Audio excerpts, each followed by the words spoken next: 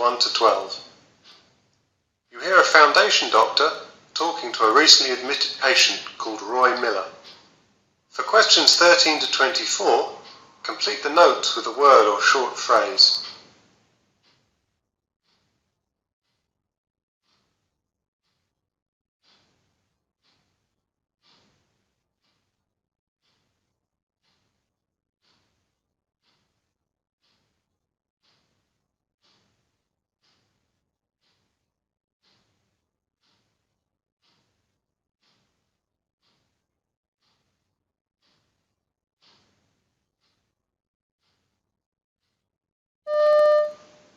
So, Roy, I see from your notes you've been admitted because of shortness of breath.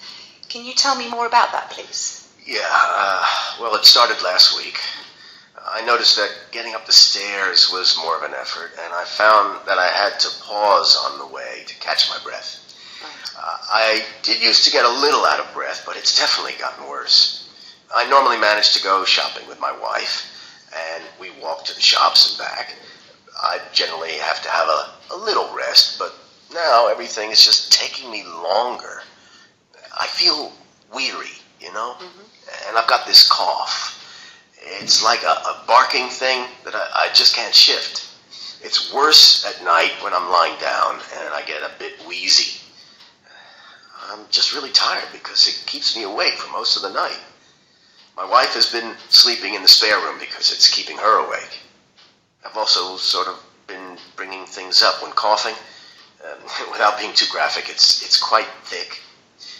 It's a sort of dirty green color, I suppose. Right. It wasn't like that at the beginning of last week. It was just clear.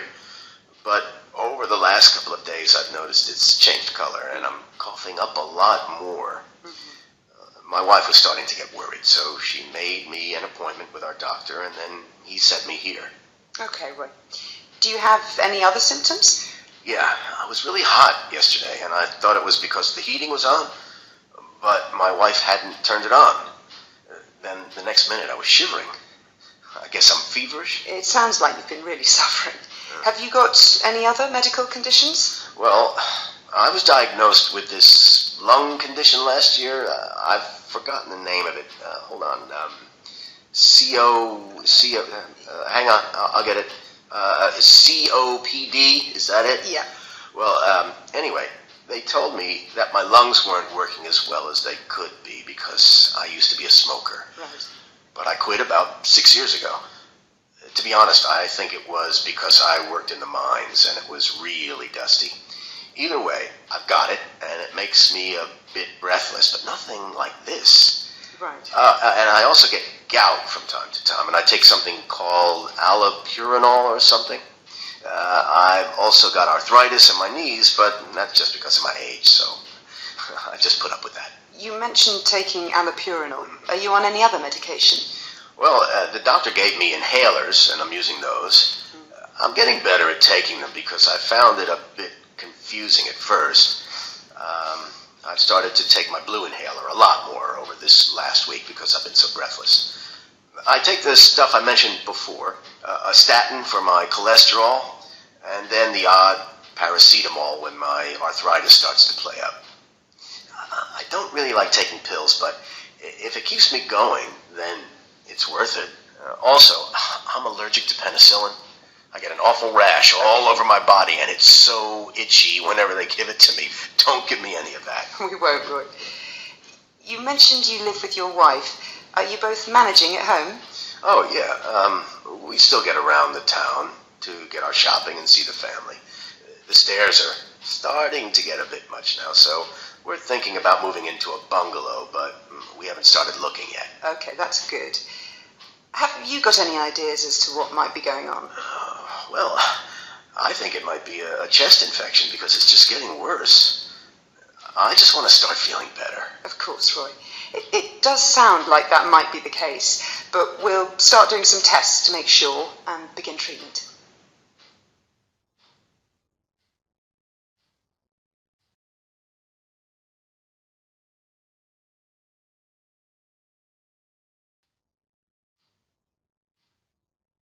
Now look at the notes for Extract 2. Extract 2, questions 13 to 24. You hear an optometrist talking to a patient called Marcia Samarina. For questions 13 to 24, complete the notes with a word or short phrase.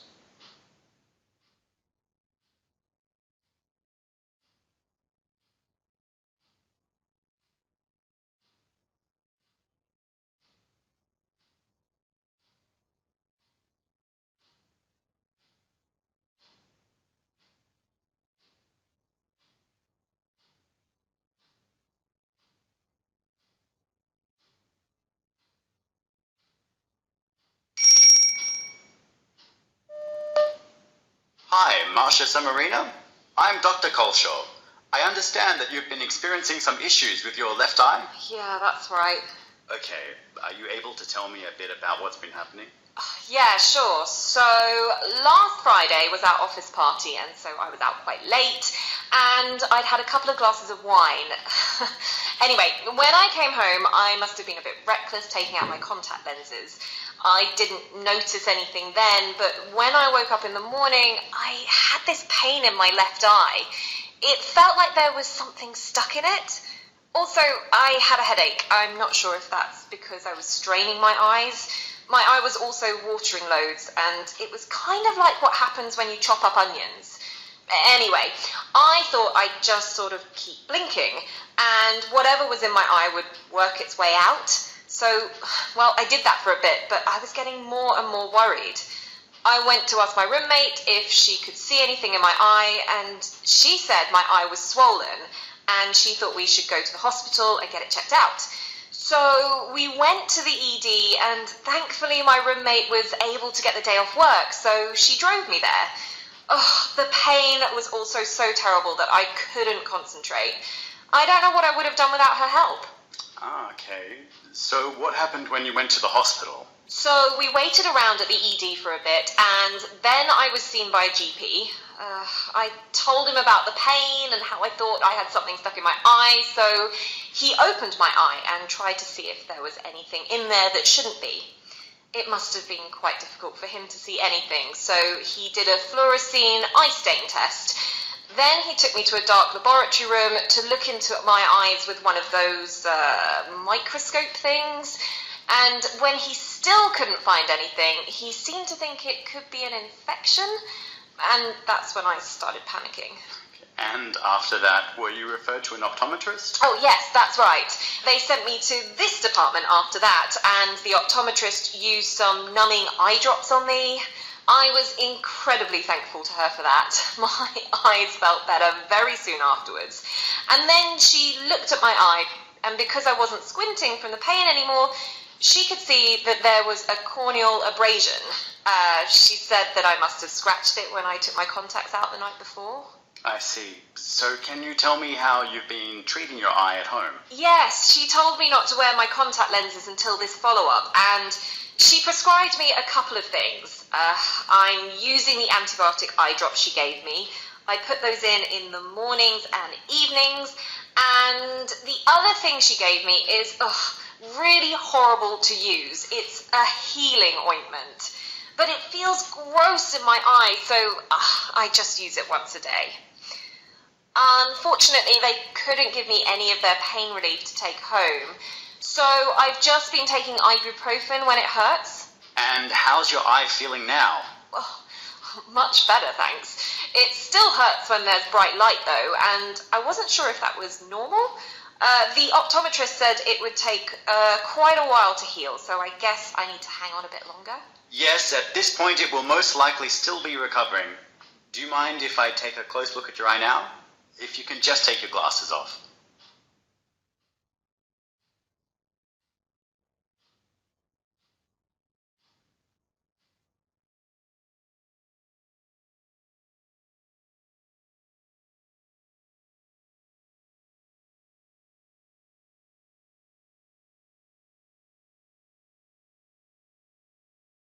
In this part of the test, you will hear 6 different extracts. In each extract, you will hear people talking in a different healthcare setting. For questions 25 to 30, choose the answer A, B, or C, which fits best according to what you hear. You will have time to read each question before you listen. Complete your answers as you listen. Now look at question 25. In this part of the test you will hear a nurse explaining about spillage management. Spillage on fabric or carpet surface, e.g. sphygmo in the clinic. Put on the gloves, dispose of wrapped, remove any glass as broken glass. Using the scoop, push the globules of mercury together so that they form large globules which can be collected using the syringe. Transfer the waste mercury to the waste container.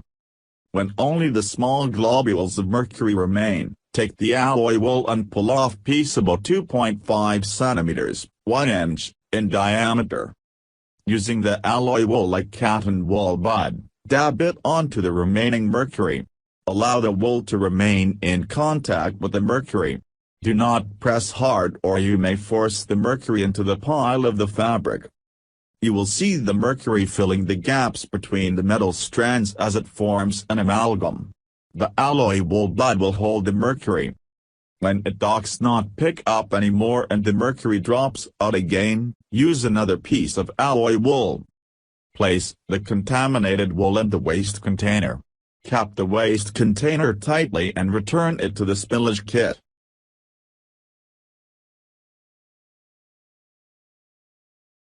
Now you will hear a talk about venous catheter care. To prevent infection, anything that touches the exit site of the CVC and anything that goes into the CVC must be sterile. Your nurse will show you how to care for the CVC properly. The following guidelines are helpful in preventing infection. Do not let the CVC exit site get wet until it is well healed. You may shower 72 hours after the catheter has been inserted. When you bath or shower, you must cover the site with waterproof material, such as household plastic wrap, taped over the dressing and injection caps. Do not submerge the CVC site or caps below the level of water in a bathtub, hot tub, or swimming pool. Store CVC supplies in a clean, dry place such as a shelf in a closet or a drawer. Always clean your work area with alcohol and let it to dry completely before setting up your supplies. Or you can cover the area with clean paper towels. Use only sterile supplies. Open all packages carefully without touching the contents. Handle dressings only at the edges. Never touch the open end of the CVC when the cap has been removed. Never touch the end of the needle-less cannula or the end of the open syringe. If this happens accidentally, use a new cannula or syringe. Never use scissors, pins, or sharp objects near the CVC or other tubing. The catheter could be damaged easily. If your catheter has a clamp, keep it clamped when not in use. Some CVCs show where the clamp must be placed. If your CVC does not show the clamp location, ask your nurse to show you where to clamp. Remember to wash your hands thoroughly before and after working with the CVC.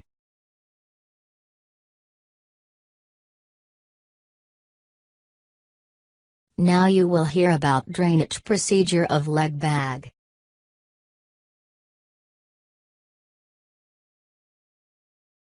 A leg bag is a urine collection bag that is strapped to your leg.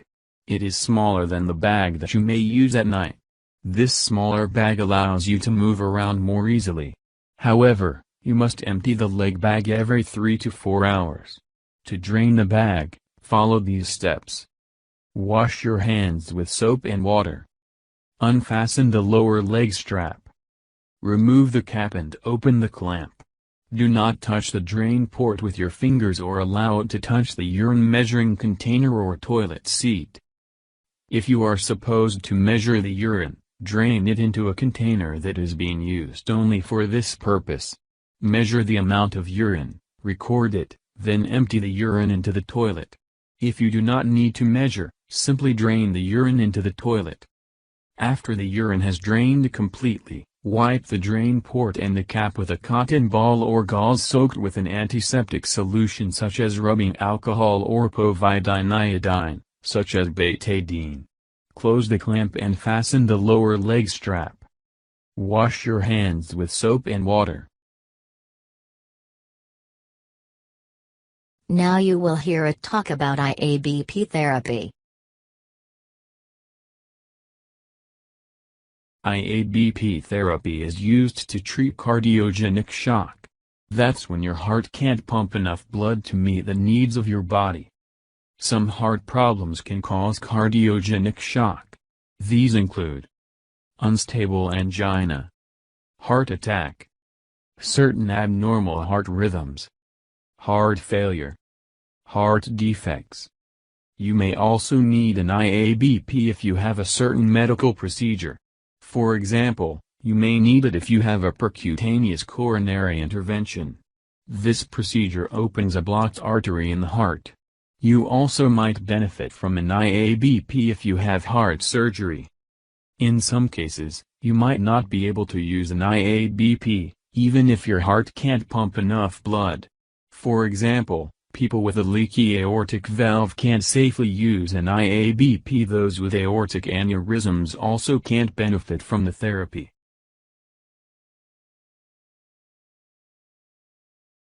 Now you will hear about postoperative complications. The causes of vomiting after surgery are many, and can be best determined by establishing the relationship between onset of vomiting and the time of the operation. The two most common causes of postoperative vomiting are drug-induced and gut atony. Vomiting that occurs in the immediate postoperative period is usually drug-related. If it is due to the effects of anesthesia, vomiting will usually settle within 24 hours. Current anesthetic techniques and modern antiemetics have rendered nausea and vomiting a relatively minor postoperative problem for most patients.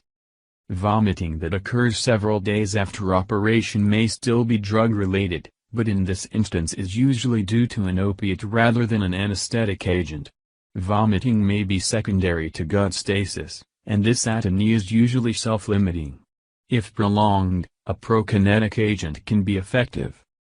If vomiting starts 7 days or so after abdominal surgery, a mechanical cause for the problem should be considered. Now you will hear about ABG sample collection. Palpate the radial artery with your non-dominant hand's index finger around 1 cm proximal to the planned puncture site, avoiding directly touching the planned puncture site that you have just cleaned. Warn the patient you are going to insert the needle. Holding the ABG syringe like a dart, insert the ABG needle through the skin at an angle of 45 degrees over the point of maximal radial artery pulsation, which you identified during palpation. Advance the needle into the radial artery until you observe blood flash back into the ABG syringe. The syringe should then begin to self-fill in a pulsatile manner. Do not pull back the syringe plunger. Once the required amount of blood has been collected, remove the needle and apply immediate firm pressure over the puncture site with some gauze. Engage the needle safety guard. Remove the ABG needle from the syringe and discard safely into a sharps bin. Place a cap onto the ABG syringe and label the sample. Yourself or a colleague should continue to apply firm pressure for 3 to 5 minutes to reduce the risk of hematoma formation.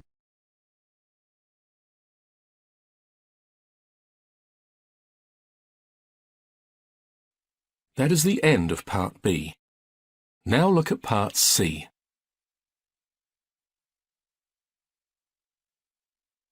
Part C. In this part of the test, you'll hear 2 different extracts. In each extract, you'll hear health professionals talking about aspects of their work. For questions 31 to 42, choose the answer A, B, or C, which fits best according to what you hear. Complete your answers as you listen. Now look at Extract 1. Extract 1, questions 31 to 36. You now have 90 seconds to read questions 31 to to 36.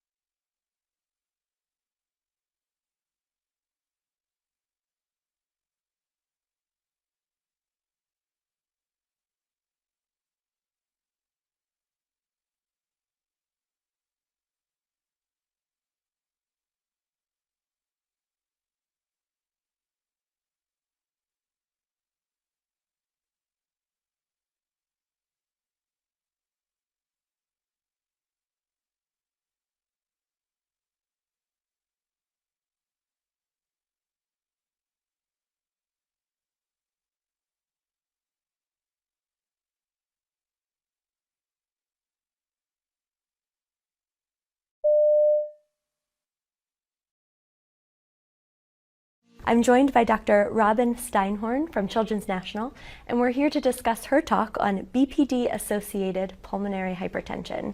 Welcome, Dr. Steinhorn. Thank you. Thank you so much for being here. Can you tell us what was the main objective of your talk? Well, I think in my talk, with the brief time I had, was to increase awareness of how common pulmonary hypertension is in preterm babies, both early in those babies that have severe hypoxemic respiratory failure, and later on associated with their bronchopulmonary dysplasia. To follow up, how common is it in these preterm babies? So in preterm babies, about 2% of them will have significant pulmonary hypertension in the first week of life, some so significant that it is life-threatening, and detecting it and treating it can be life-saving. More commonly, though, we see pulmonary hypertension associated with bronchopulmonary dysplasia when it's diagnosed at 36 weeks postmenstrual age. And in that population, in particular those babies that have moderate or severe BPD, we'll see pulmonary hypertension in anywhere from 10 to 40% of those infants. How would you say is the best way to detect this pulmonary hypertension in the early onset group, these preemies who get it early? So the answer would be the same for both groups, and I think it would be two things. First is being aware that this condition exists, and because you're not going to find what you don't look for, the best way to screen is with a cardiac echo. Now you have to really work with your cardiology team because pulmonary hypertension can be diagnosed with a tricuspid regurgitant jet, sort of that traditional way, but there are other more subtle signs. Septal flattening, right ventricular hypertrophy, right ventricular dilation can also be signs of pulmonary hypertension. This early group can also be important because what Pete Morani and Steve Abman have showed us is that if we see pulmonary hypertension, even these subtle signs in that first week of life, it's a powerful predictor of later lung disease and later pulmonary hypertension. And if we diagnose pulmonary hypertension in these preemie babies, in your opinion, what's the best way to treat this pulmonary hypertension? Great question, and one that we really don't have good answers for. In the first few days of life, if you have a preterm baby who doesn't have much parenchymal lung disease, or you've treated it and the lung looks fine, and that baby still has life-threatening hypoxemia, our recommendation would be to give a brief course of inhaled nitric oxide. We know that 90% of the babies will respond with an improvement in oxygenation, and survival is about 80% in what is clearly a very high-risk, very ill population. What we don't really know is later on in that child who has BPD-associated pulmonary hypertension, what is the best course of treatment. We do recommend considering treatment for babies who have significant pH, so pulmonary arterial pressure that is more than half, often more than 2/3 systemic, starting with monotherapy. Sildenafil, bosentan tend to be the two most common choices. But what we don't know is the length of therapy, and none of this has been optimized yet through randomized trials. That's true. What would you say, Dr. Steinhorn, is the overall main point that you would like the audience to take away from your talk? So I think there's a couple of points, is to tune your eye to the possibility of pulmonary hypertension. The preterm lung is disrupted not only in its parenchymal development, but in its vascular development as well. And so this is a very high-risk population. I think to consider pulmonary hypertension as a cause of hypoxemia, both early and late. And third, to remember this is a team sport. That in particular, these children with severe BPD, you're going to need a team that is very expert, not only in the lung support, but the pulmonary vascular support. So a cardiologist, ideally one that has expertise in pulmonary hypertension. That's great. And how about, I know there's a lot we don't know about pulmonary hypertension in the preemie population, so where do we go from here? Well, my hope is that increased awareness will inspire our community to come together and do the trials we most need. To me, it's pretty shocking that of all the drugs that are available for pulmonary hypertension, only one is approved in children at all, and that's bosentan. So developing that evidence base for what drugs we should use and when for children who clearly are at high risk, I think that's a really important problem to solve, and I hope the neonatologists here will participate in trials when they begin.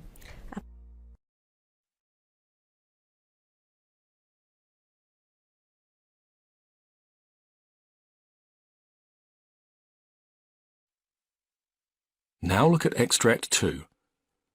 Extract 2, questions 37 to 42. You now have 90 seconds to read questions 37 to 42.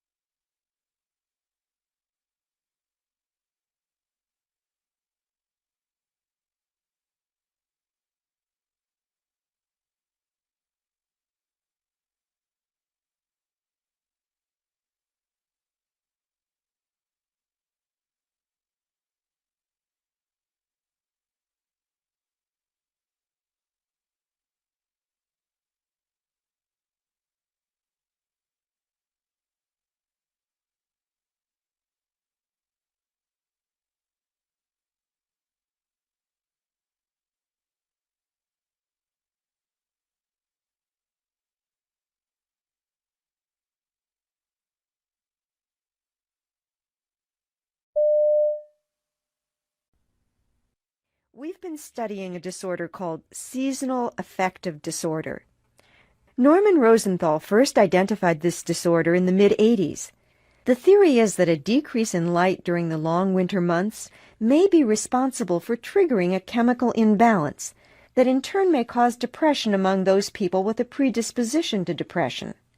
Supposedly there's an area of the brain called the suprachiasmatic nucleus, which is very close to the retina of the eye.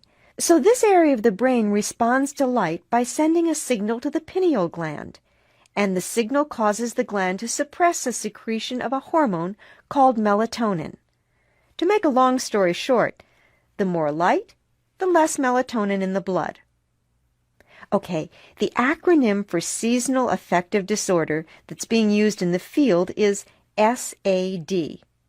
We didn't come up with that, and in fact, I personally think that it's an inappropriate way to refer to such a serious type of depression, since it sounds rather mild, and seasonal affective disorder can be a very severe and debilitating disorder for some people.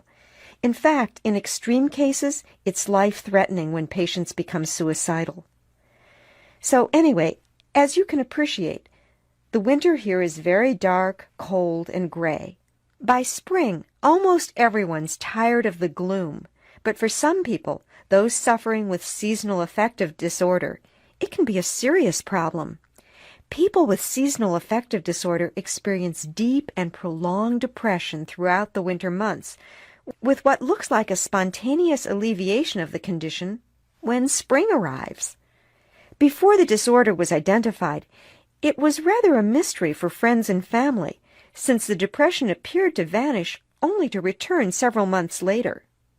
Now, although previous research isn't conclusive, we do know that younger people, especially younger women, these women are at a higher risk for developing the disorder and for being affected by it in a more severe form. If I recall, about 75% of those affected are women, with a typical age of onset about 30 years old. Other factors that contribute to the problem, apart from the long dark days, of course, these factors include heredity and stress. What are the symptoms? Well, the usual spectrum of problems associated with depression: anxiety, lack of concentration, a tendency to sleep more and eat more, cravings for food with a high sugar content. This may be accompanied by weight gain.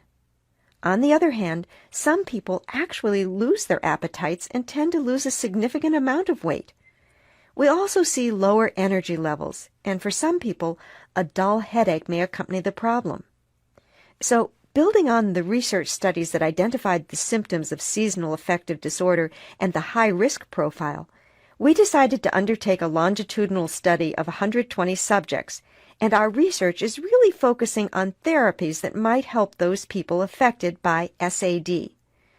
Traditionally, psychotherapy has been used to identify and modify behaviors that contribute to depression, and it's been somewhat successful with patients identified with seasonal affective disorder, especially when used in combination with relaxation and stress reduction therapies. Antidepressant drug therapy has also been proven to reduce depression in studies of people who had seasonal disorders. But we've been using phototherapy almost exclusively with the subjects in our studies. It's very simple, really. We've supplied each subject with a light box that provides the same type of natural lighting that would normally be shining through the window during the spring and summer. The subjects have been instructed to turn on the light box for 2 hours and then simply go about their activities in the room where the box is placed. They're not supposed to use the box like a sun lamp, no staring into the light, either with the eyes closed or open. They just ignore it once it's turned on. So, although we're still evaluating our data from the first group of subjects, we have a few preliminary findings that I'll share with you today. First, we think that it's probably better to be exposed to the light box during the morning hours. Second, we're noticing a relationship between sleep patterns and seasonal depression, so maintaining a regular schedule for sleep seems to be a helpful therapy in conjunction with the light treatment. We're also fairly sure that the duration of light therapy can be modified for individuals. Some subjects who were exposed to the light for less than 2 hours did very well, while others showed no evidence of relief until they reestablished the 2-hour treatments. One interesting possibility that we're working on is whether fluorescent lights might work as well as full-spectrum light with the ultraviolet rays filtered out. In our first trials, we used UV light exclusively, but now we have some trials underway with fluorescent light, and the results so far are encouraging. I'm also happy to report that there are few subjects who are experiencing side effects. There's no evidence of eye damage. We've been careful to filter out any potentially damaging UV rays. And in fact, the only negative side effect was minor headache that seemed to disappear after a few treatments. So next semester, we plan to begin the second stage of our studies, and we'll be comparing the degree of depression on the part of subjects undergoing light treatments with control groups who'll receive either drug treatments or psychotherapy. What we really want to know is whether light treatments alone are as effective as the other options for therapy.